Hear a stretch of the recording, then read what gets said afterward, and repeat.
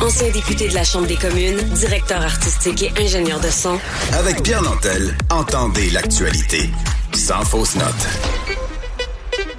Je peux vous dire qu'il y a quelque chose que je regarde à peu près jamais dans les médias, dans les journaux, c'est les chiffres de la bourse. Mais là, je dois dire que là, ça m'a frappé. J'ai vu des titres qui, honnêtement, inquiètent quand on pense qu'avec l'élection de Donald Trump, la bourse aux États-Unis s'est mise à jumper. Tout le monde était enthousiaste et là, ça redescend. C'est inquiétant. Une chance, on peut en parler avec Fabien Major, notre planificateur et chroniqueur financier. Bonjour, Fabien. Bonjour, Pierre. C'était pas prévu, ça, quand même, parce qu'il y a 2 semaines, ça caracolait, là, tous les indices boursiers.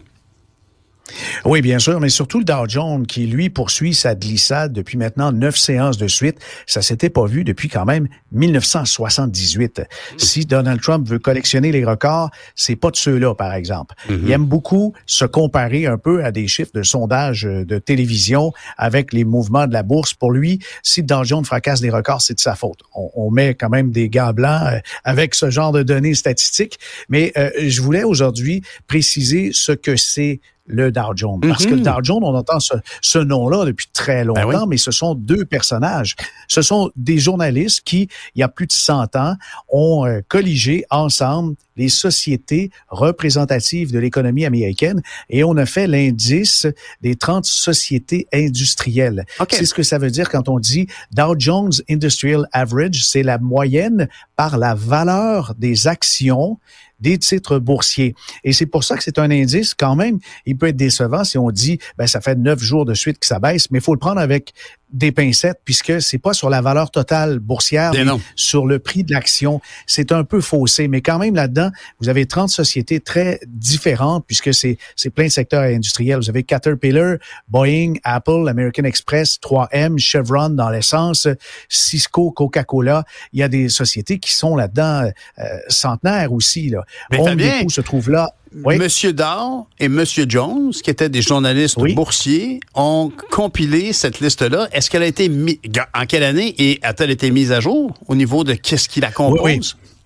C'est ça, elle est constamment mise à jour. Remarquez qu'il y a des sociétés qui sont sorties il y a quelque temps, dont la vénérable General Electric, et ça a été remplacé par d'autres. Lorsque, par exemple, vous aviez Polaroid ou encore Kodak qui commençaient à perdre, évidemment, on les a remplacés par des Apple. Puis, au niveau de l'alimentation, il y a eu Kellogg un bout de temps, mais maintenant, c'est plus McDonald's. Et puis, vous avez IBM qui est demeuré parce que la société s'est transformée. Elle fabriquait des dactylos quand j'étais jeune. Elle a fabriqué des ordinateurs très puissants, mais aujourd'hui, elle est plus dans la consultation, un peu comme SAP ou CGI, mais elle est toujours là. International Business Machine, c'est ce que ça signifie quand on parle des lettres IBM. Alors, c'est grand titre-là. C'est le fun de voir. C'est des mots standards que, même moi, Dow Jones, honnêtement, je ne m'étais jamais posé la question. C'est 2 individus. OK. Puis, juste une dernière question de curiosité. C'est en quelle année que ça a été fait, ça?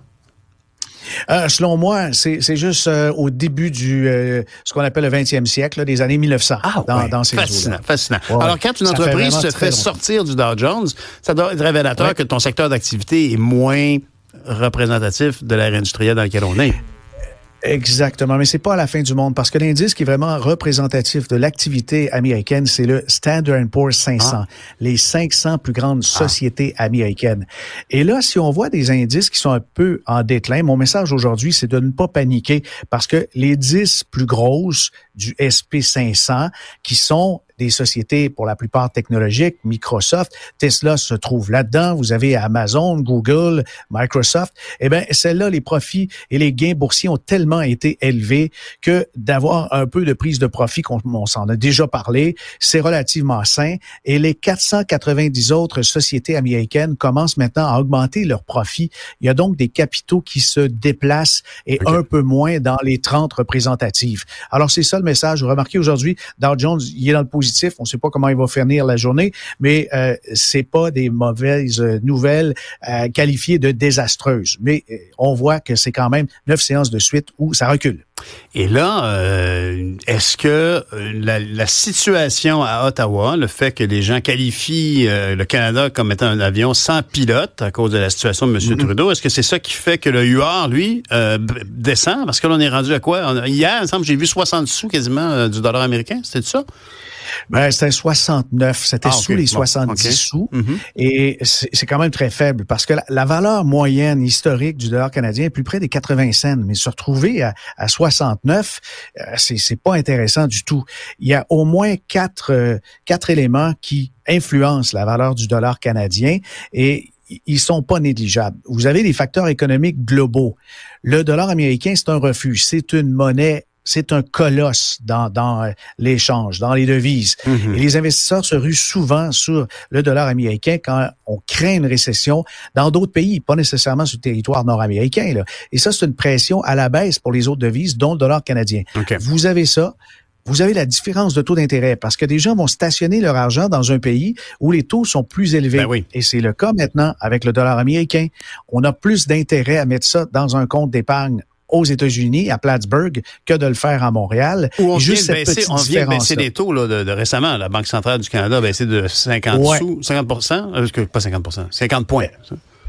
Oui, 50 points de base. Puis ça, c'est une pression additionnelle qui a peut-être justement précipité le dollar canadien sous les 70 sous. Et quand on a un différentiel, donc, ça favorise des mouvements de gros capitaux. On parle de centaines de millions de dollars qui peuvent se déplacer entre les deux frontières. Le prix des matières premières, parce que le Canada dépend fortement des exportations de ressources naturelles, notamment le pétrole, bien sûr. Et si les prix baissent, ben ça affecte la demande, puis ça affaiblit notre dollar. Ouais. Puis là-dessus, on peut ajouter aussi l'effet de la Chine, les marchés asiatiques qui commandent beaucoup des ressources naturelles au Canada et de l'énergie. Eh bien là, bien sûr, s'il y a récession ou il y a une économie qui est en état de faiblesse, comme on voit en Chine, évidemment, ça pèse sur notre dollar. Remarquez que ça serait suffisant si, par exemple, les commandes augmentent avec la Chine et le Canada. Mais Justin, dans les trucs qui sont discutables de sa carrière politique, on peut penser aussi aux relations diplomatiques avec les Chinois. Et là-dessus, moi, ça me fait craindre que si les Chinois, l'économie repart comme elle doit repartir, peut-être qu'au niveau alliance, au niveau consommation de ressources naturelles et d'énergie, peut-être qu'ils vont se tourner vers d'autres partenaires et ça pourrait faire très mal, justement, à notre dollar à moyen et long terme, là. On le souhaite pas, mais définitivement, le dollar est sous pression. Ça a des effets négatifs pour les voyageurs, pour les importations, des effets positif cependant. Pour les manufacturiers, j'imagine. Si je produis un produit comparable à celui qui est aux États-Unis, il vient de descendre de prix. Et donc, il va se vendre en plus grand nombre aux États-Unis en termes d'échange. Oui, et malgré les désirs de Donald Trump, il y a beaucoup d'Américains qui regardent à la quantité puis au prix avant la qualité. Mais si à qualité égale, on a un prix moindre parce que c'est canadien, il s'empêchera pas. Remarquez que la guerre de tarifs pourrait certainement mettre du sable dans l'engrenage, puis là, compenser pour ses avantages avec la devise canadienne. Mais c'est à découvrir. Il y aura donc beaucoup de changements en 2025, c'est sûr. Mais notre dollar sous les 70 cents, c'est quelque chose que je suis certain, Pierre Poilievre ne manquera pas de mettre sous le nez durant la campagne électorale. Dis-moi, cette situation-là, en terminant, la situation du dollar canadien, est-ce qu'elle est liée, ne serait-ce que très récemment, à ce qui se passe à Ottawa avec la crise de leadership au Parti libéral? C'est certain que de l'incertitude politique, ça n'aide jamais la monnaie d'un pays et ça rajoute sur les 4 éléments que je mentionnais avec, entre autres, la dette des citoyens, des entreprises qui est souvent colligée en dollars américains. Mais non, c'est sur l'instabilité politique. Personne n'aime ça, surtout pas les cambistes. Fabien, je t'appelais Fabien. Fabien Major, planificateur, chroniqueur financier. Gros merci. À demain. Merci. Salut. Bonne journée.